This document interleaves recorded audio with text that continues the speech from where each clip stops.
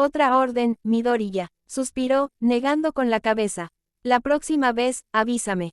Y si llevo compañía. El rostro de Midoriya permaneció estoico, inmutable. Bueno, ya sabía que no, dijo con franqueza, arremangándose para comenzar la limpieza. Hubo un momento de silencio, la conversación social no era el fuerte de ninguno de ellos. Así que, si los juntaban, nadie sabría qué decir. Midoriya se acercó al cuerpo y preguntó, ¿y por qué estás aquí? Preguntándose si tenía que ver con su trabajo de héroe, su trabajo de psicólogo o su condición de compañero de clase. Oh, no pudimos contactarte por teléfono. Nuestros compañeros querían celebrar con Bakugo, ya sabes, con su reciente ascenso y su ascenso al primer puesto. Claro que tendría que ser después de clase, explicó. El cuerpo lo había despistado antes, así que se le había olvidado. Claro, bueno, supongo que fue bueno que te enviaran a ti. Con cualquier otra persona, me encontraría en un buen aprieto. Dijo Midoriya, con una pequeña sonrisa. Claro, ya sabía que eras tú quien venía. Señaló la computadora en su escritorio mientras se arrodillaba frente al cuerpo. Cámaras de vigilancia. No se puede matar sin precaución. Por eso mi teléfono estaba apagado. Aunque la comisión lo disimula bastante bien. Explicó, con la mirada fija en el cadáver. Los cadáveres permanecían en silencio, no podían hablar ni pensar. No podían desafiar, pero tampoco podían ser controlados. ¿Necesitas ayuda?, preguntó el hombre. Sí, hazme un favor y quema esta alfombra. Midoriya sacó la alfombra empapada de sangre de debajo del cadáver. El cuerpo rodó, desplomándose sobre el frío suelo de madera. La sangre goteaba de la herida abierta de vez en cuando, golpeando y repiqueteando, aunque, curiosamente, no se filtraba en la madera. Como si el suelo estuviera hecho para el crimen perfecto. Midoriya le entregó la alfombra al hombre, una alfombra blanca común y corriente, arruinada para siempre por la mancha que no salía. Pero habría más como esa, siempre la sabía. Tengo que ocuparme del cuerpo antes de poder limpiar, murmuró para sí mismo, dirigiéndose a su armario de suministros. Lo abrió con una llave y sacó una bolsa de lona. Desde allí, regresó al cuerpo y lo metió dentro, con cuidado de no mancharse la ropa con sangre. Luego cerró la cremallera y lo dejó junto al conducto de basura antes de sacar su teléfono y enviar un mensaje.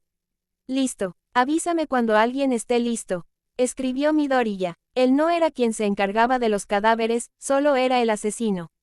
Los pequeños tecnicismos se dejaban a otros, a aquellos con las peculiaridades necesarias para el trabajo.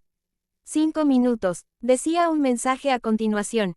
Después, volvió al armario y agarró un atomizador de lejía y un rollo de papel.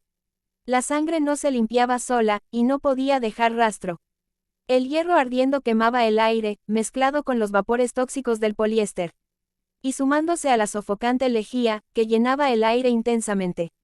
Las cenizas cayeron lentamente al suelo, deslizándose y enfriándose lo suficiente para no dejar marcas de quemaduras en el suelo. Midoriya se limpió toda la sangre, el suelo se reflejó en él, como si nunca hubiera habido nada allí. Agarró los papeles ensangrentados y los metió en la bolsa de lona antes de agarrar el cuchillo que se había caído al suelo. Lo limpió también, antes de guardarlo en el armario de suministro cerrado con llave junto con la lejía y las toallas de papel. Se dio la vuelta y observó la habitación.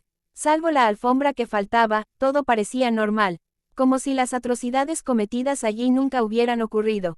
Gracias por barrerlo, deja que meta las cenizas en la bolsa de lona.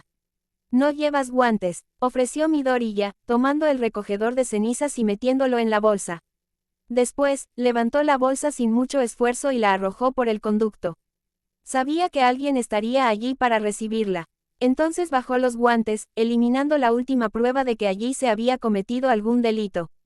Sí, entonces, ¿vendrás a la cena de la clase o les digo que estás ocupado como siempre?, preguntó el hombre, observando a Midoriya acercarse a su escritorio. Tengo una conferencia en 1 hora. Midoriya miró el reloj. A las 3:30 de la mañana. Termino a las 4:30 de la mañana. La clase es a las 5. Signo de apertura de interrogación. La cena es a las. Volvió a mirar al hombre, preguntándole, ya que no tenía ni idea.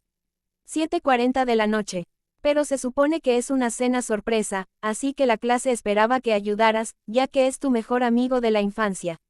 El hombre explicó, mirando la hora en su teléfono. Miró su calendario. Bueno, parece que tengo la agenda libre.